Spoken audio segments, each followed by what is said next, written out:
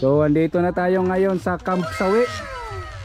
Ayun, Camp Sawi talaga. Ayun, sawi talaga, sawi yung mga pagmumukha. So natakaroon diri sa Bantayan Island. Pupuntahan natin yung tinatawag nila na Camp Sawi daw.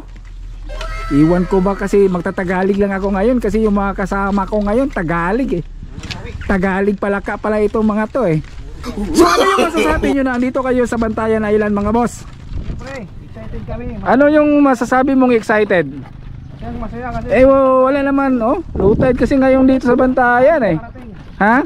Gusto namin makarating ngayon. Gusto mong makarating doon sa Camp Sawi? Siyempre, ako'y sawi. Ah. Sawi daw pero kasama yung jowa niya. Puro sawi daw yung mga pumupunta dito.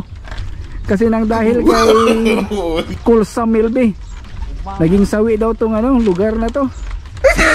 Pero siyempre kunti lang ang mga sawi sa mundong ito. Yung iba nangingibabaw pa rin ang tunay na pagmamahal. Nangingibabaw ang tunay na pagmamahal. Amen, hallelujah.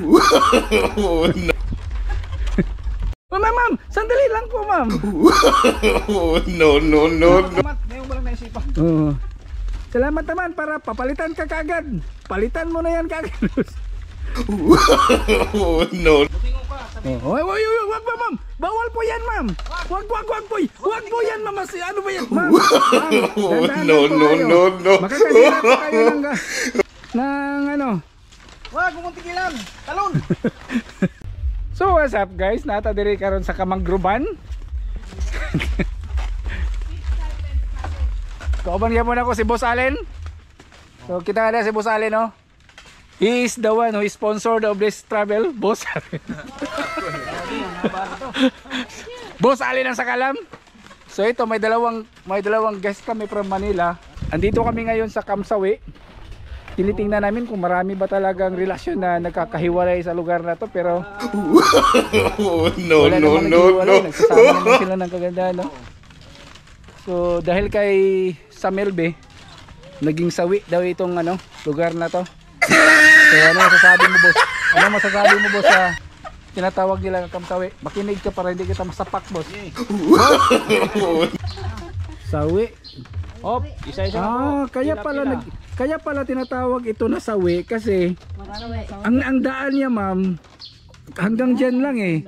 Kaya mag-isa na lang pumunta doon kaya sawi. Diba? Naisip mo yun? Ikaw boss, naisip mo yun boss? Hindi. Oh sir. Ikaw sa tingin mo naisip mo ba bakit? Kasi ganyan hanggang doon lang eh. So kung dalawa kayo papunta doon hanggang dyan ka lang, iiwan ka na, mag-isa na lang siya doon. Sa aming pinagmitingan sir, iwawaidinig pa namin yan eh. Siguro by next year.